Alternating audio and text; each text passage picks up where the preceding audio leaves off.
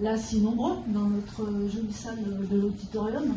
Et à cette occasion, je tiens à remercier la municipalité pour nous prêter cette salle. D'autre part, je vais vous parler un petit peu du projet qui nous réunit ce soir.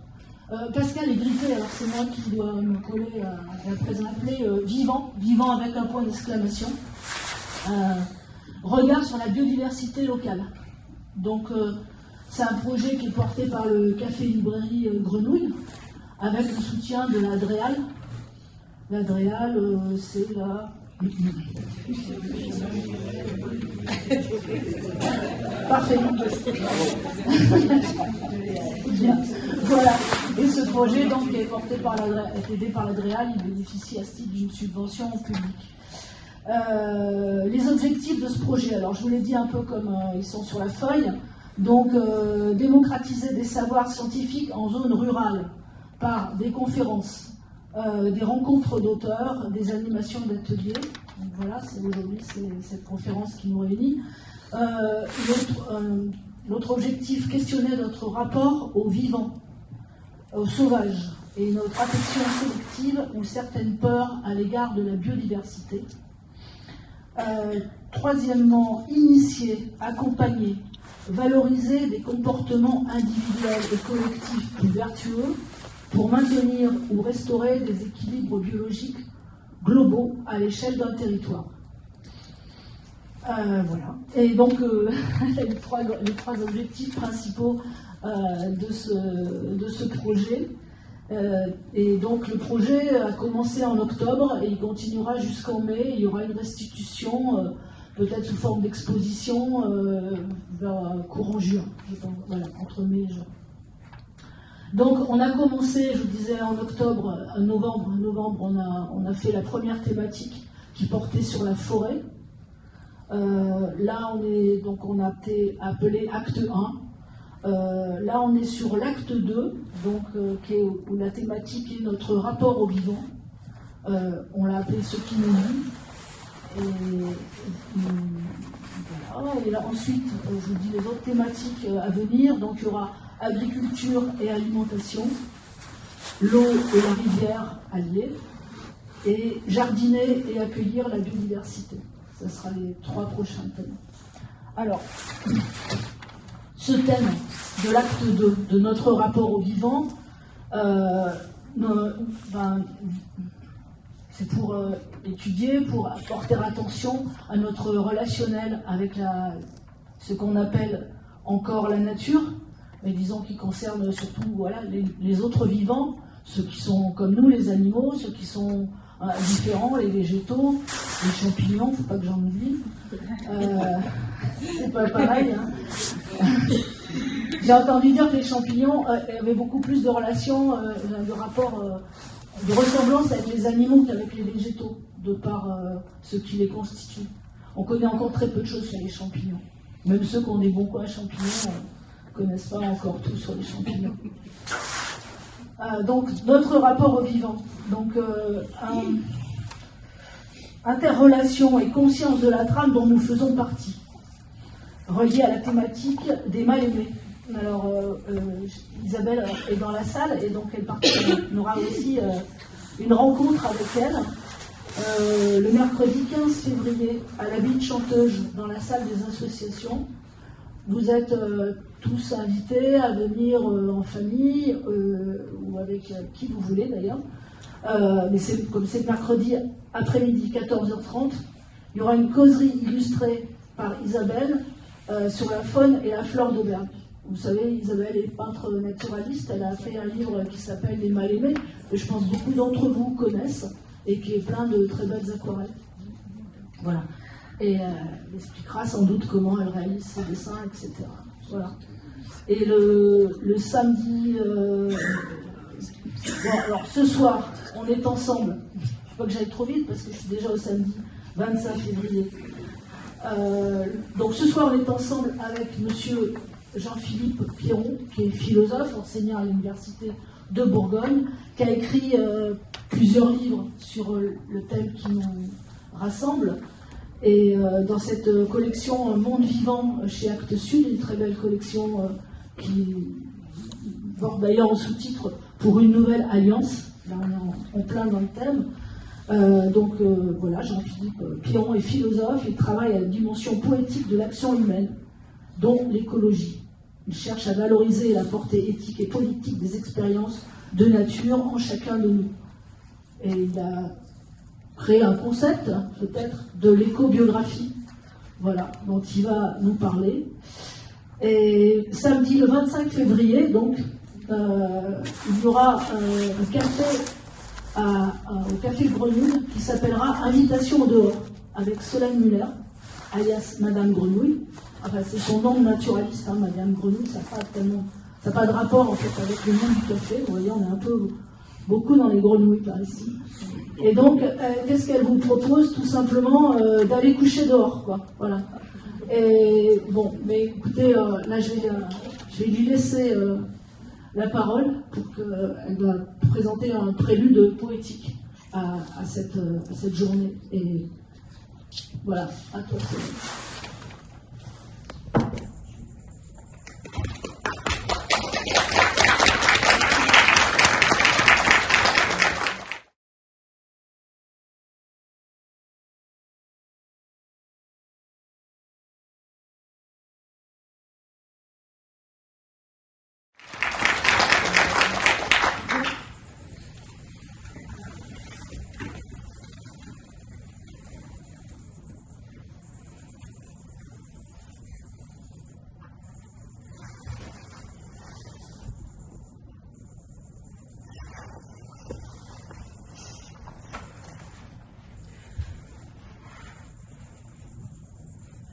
Papa, maman, je voudrais dormir dehors au jardin. Voyons, elle est pas bien ta chambre? T'es au chaud, à l'abri, et puis dehors, il y a du vent. Il fait froid, c'est humide. Tu tomberais malade. Je comprends pas ce qui leur semble si compliqué à l'idée de me laisser passer une nuit au dehors. Rien qu'au jardin. Le soir, les murmures de la ville s'éteignent peu à peu et laissent enfin la place à toutes les autres voix, celles que nos journées humaines ont soigneusement bâillonnées, camouflées. La symphonie des plumes s'élève de tout arbre, de toute branche. Le grand cèdre voisin porte la voix d'un soliste virtuose.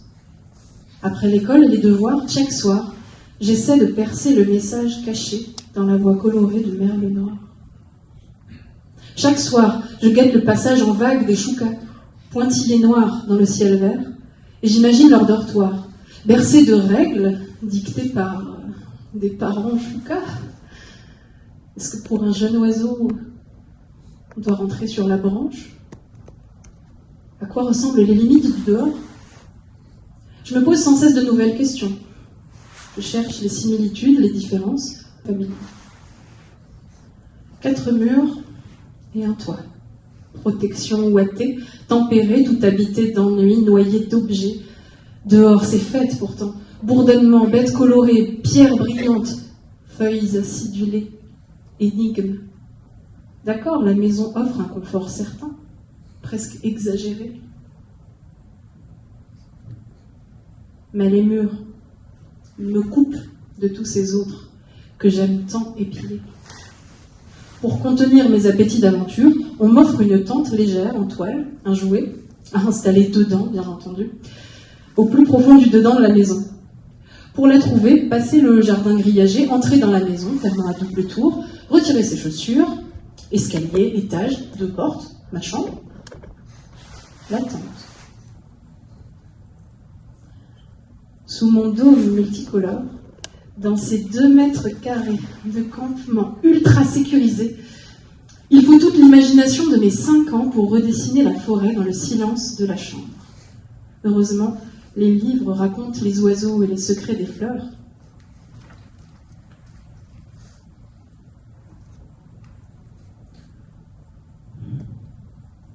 Perçant les murs de la maison,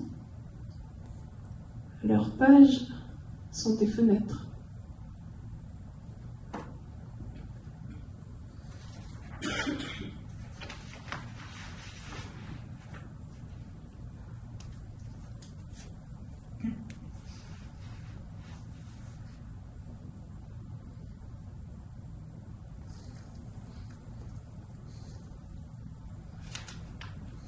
J'ai 7 ans. J'ai 7 ans et on m'a offert une paire de jumelles pour regarder le dehors à travers la vitre. Mais la nuit, dans la pénombre de ma chambre, quand tout le monde croit que je dors, je sens la présence proche des autres bêtes en éveil. J'apprends à sortir de mon lit sans bruit, à marcher discrètement sur le parquet. J'entr'ouvre discrètement la fenêtre. Je laisse rentrer le dehors dans ma chambre. C'est plus fort que moi. Les langues mystérieuses des oiseaux m'appellent. Intraduisibles hiéroglyphes gravés dans les palais du soir, se pourrait-il qu'on les comprenne un jour? Aucun de mes livres ne le dit.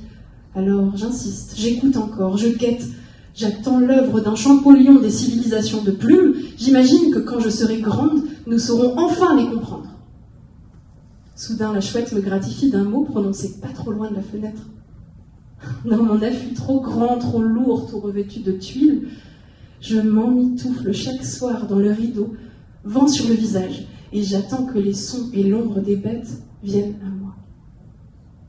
Le plus joli, c'est qu'à force de provoquer les rendez-vous, les rencontres, un beau jour, surviennent.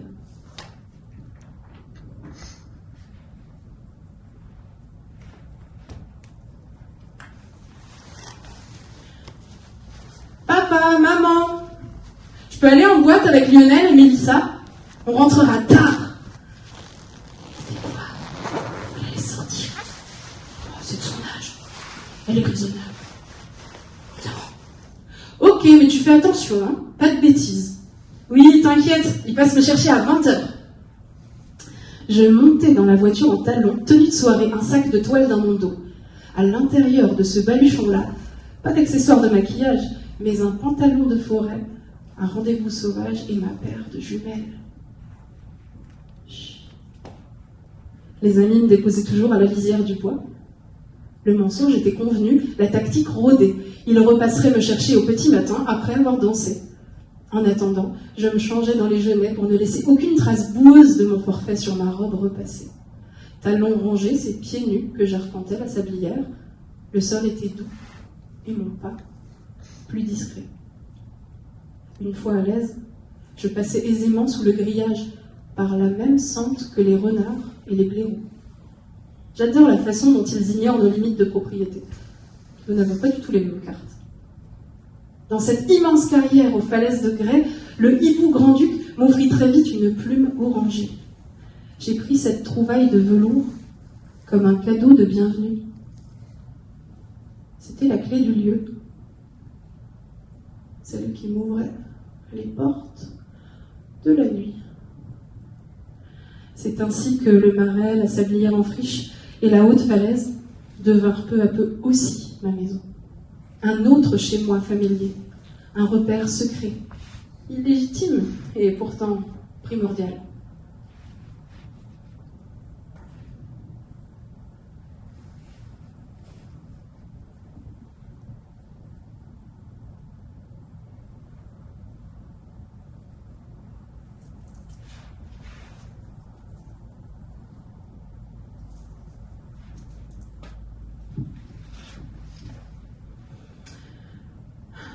J'avoue, je n'ai pas encore fini de rencontrer mon immense famille, ni achevé d'explorer cette demeure que nous partageons tous.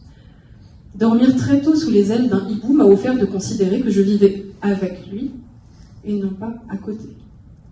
Peu à peu, même quand je rejoignais ma chambre d'entre les murs, la présence de l'oiseau m'éclairait. Il m'a guidé vers d'autres êtres, à griffes, à écailles, à feuillage, nageant, chantant, muets, dansant.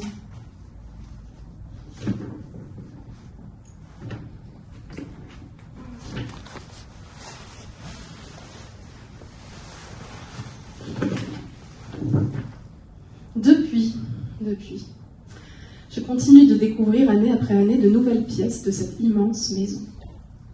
Par tout temps et en toute saison. Au gré de mes premiers voyages, j'ai frappé à la porte de montagnes reculées, croisé le regard des grizzlies, dormi près du puma discret sous son propre rocher. Mais le maillage infini des rencontres du dehors, je les trouvais surtout tout près, dans la vallée qui a choisi de m'habiter.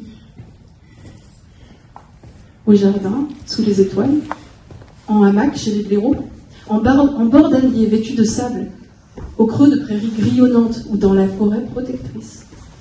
Mais ce que je préfère par-dessus tout, ce sont les longues nuits d'hiver dans des abris de neige, quand le lièvre, l'hermine et l'homme se blottissent dans le même manteau blanc. On se serre, on s'accepte,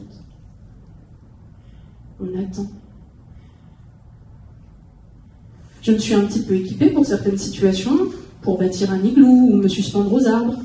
J'ai dû apprendre de mes insomnies, j'ai parfois mal dormi, mais la plupart du temps, il ne faut pas grand-chose pour être vraiment bien.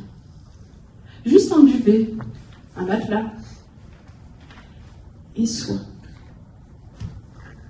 Je n'aime guère monter la tente.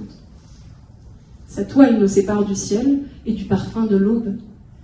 Cette maison sous arceaux matérialise un volume trop rigide, comme si l'on s'octroyait l'espace d'un territoire éphémère.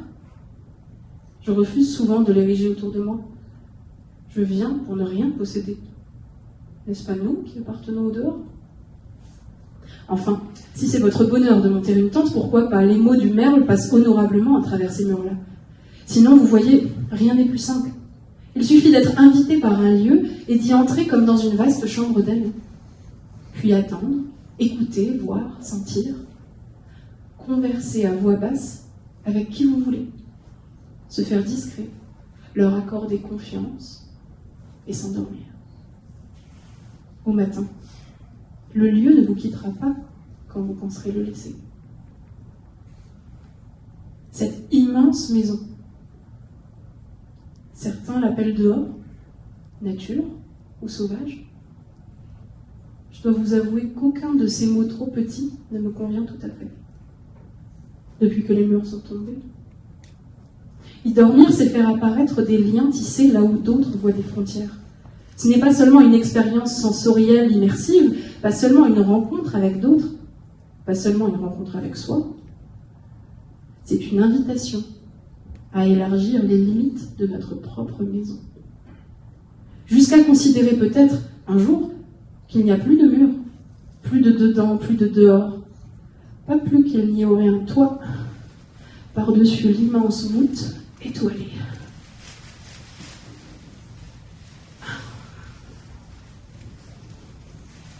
Plus de nuit.